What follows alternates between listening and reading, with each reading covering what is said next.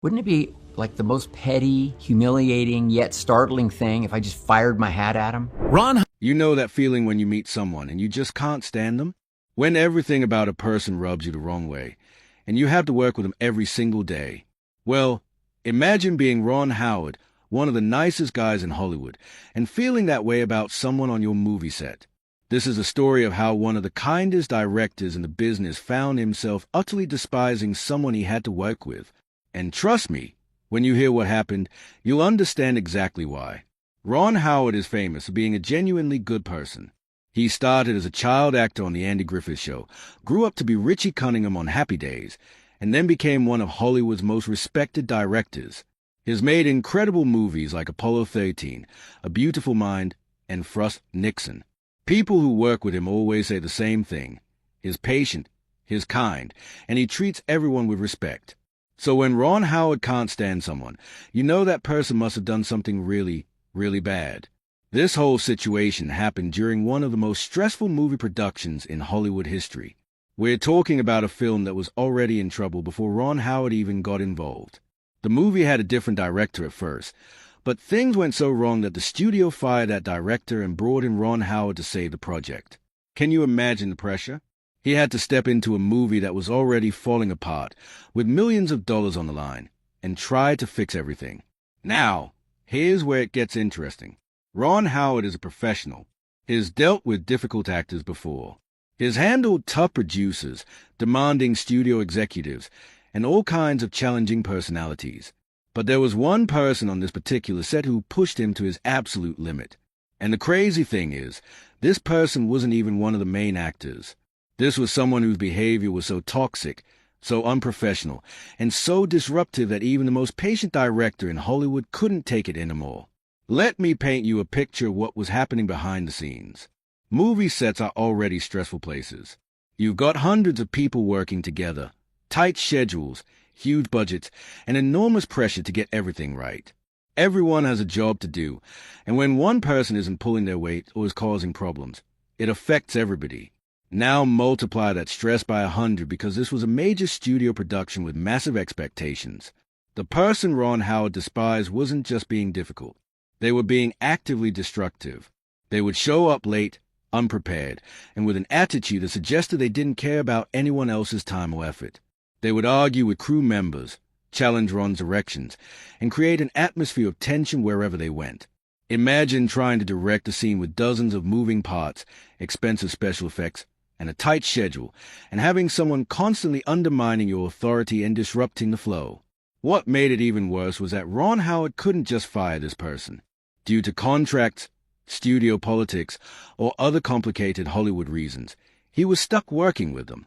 He had to find a way to get through each day, get the shots he needed, and somehow maintain his sanity while dealing with someone who seemed determined to make his life miserable. The other cast and crew members noticed what was happening. They saw how this person's behavior was affecting Ron, and many of them felt terrible about it.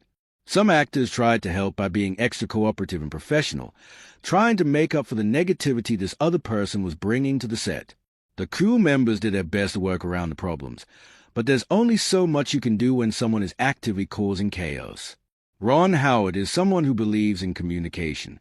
He believes in talking through problems, finding solutions, and treating people with dignity. So he tried. He really tried to work things out with this difficult person. He had private conversations. He offered guidance.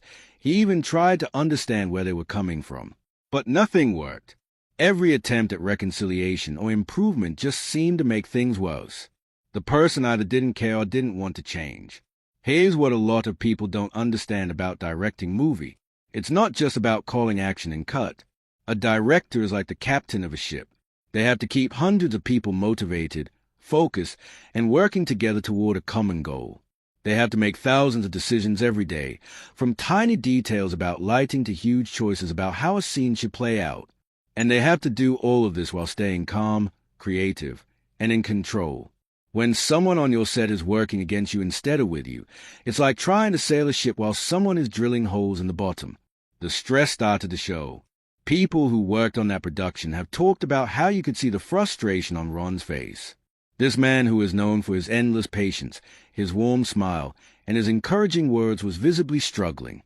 He would take deep breaths before dealing with this person. He would sometimes walk away for a moment to collect himself, and there were reportedly times when the tension was so thick you could cut it with a knife. But here's the thing about Ron Howard that makes this story even more powerful. Even though he utterly despised this person, even though every fiber of his being probably wanted to explode or walk away, he stayed professional. He kept showing up. He kept doing his job. He found ways to work around the problems and still make the best movie he possibly could. That takes an incredible amount of strength and self-control. Think about it from Ron's perspective for a moment. He's already under enormous pressure to save this movie. His reputation is on the line. The studio is watching his every move. The cast is looking to him for leadership. The crew is depending on him to guide them through this challenging production. And on top of all that, he has to deal with someone who is making everything 10 times harder than it needs to be. Most people would have cracked under that kind of pressure. The impact of the situation went beyond just Ron Howard's personal feelings. The entire production suffered. Days that should have been productive became exercises in damage control. Scenes that should have been completed quickly took hours longer because of the disruptions. The budget swelled because of the delays. And perhaps most importantly, the creative energy that should have been flowing freely was constantly being blocked by negativity and conflict. Other actors on the set have shared their own experiences with this difficult person. They talked about how uncomfortable it was to work in that environment. Some of them tried to be peacemakers, attempting to smooth things over between Ron and this person. Others just kept their heads down and tried to do their jobs without getting caught in the crossfire. A few brave souls even confronted the person directly, telling them that their behavior was unacceptable and needed to change. What's fascinating about this whole situation is how it reveals the true character of Ron Howard. Anyone can be nice when everything is going well. Anyone can be patient when they are working with people they like. But it takes a special kind of person to maintain their professionalism and their commitment to their work when they are dealing with someone they can't stand. Ron showed the world what real strength looks like. It's not about physical power or loud confrontations. It's about staying true to your values even when it's incredibly difficult. The person who caused all this trouble probably had no idea how much damage they were doing. Or maybe they did know and didn't care. Either way, their behavior left a lasting impression on everyone involved with that production. Years later, when people talk about that movie, they don't just remember the challenges of the shoot or the last-minute director change. They remember the toxic atmosphere created by one person's unprofessional behavior. Hollywood is a small world in many ways. People talk. Reputations matter. And when someone behaves badly on a major production, especially when they make life difficult for someone as respected as Ron Howard, word gets around. Other directors hear about it. Producers take note. Studios remember. The entertainment industry might seem glamorous from the outside, but it's also a business where your reputation can make or break your career. Ron Howard eventually got through that production.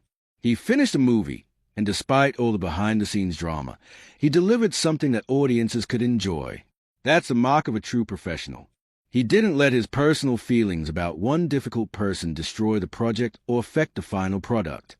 He found a way to separate his emotion from his work, which is incredibly difficult to do. Looking back on this experience, Ron has been fairly diplomatic in interviews. He doesn't throw people under the bus. He doesn't name names or go into gossipy details. But those who were there, those who witnessed what happened, they know the truth. They saw how one person's behavior pushed even the kindest, most patient director in Hollywood to his breaking point. And they saw how Ron Howard, despite utterly despising this person, still managed to rise above it and do his job with integrity. This story teaches us something important about working with others. It doesn't matter if you're making a movie, working in an office, or collaborating on a school project. When you're part of a team, your behavior affects everyone around you. If you show up with a bad attitude, if you don't pull your weight, if you create drama and conflict, you're not just hurting yourself. You're hurting everyone who has to work with you. And even if those people are too professional to say something to your face, they'll remember. They'll know who you really are.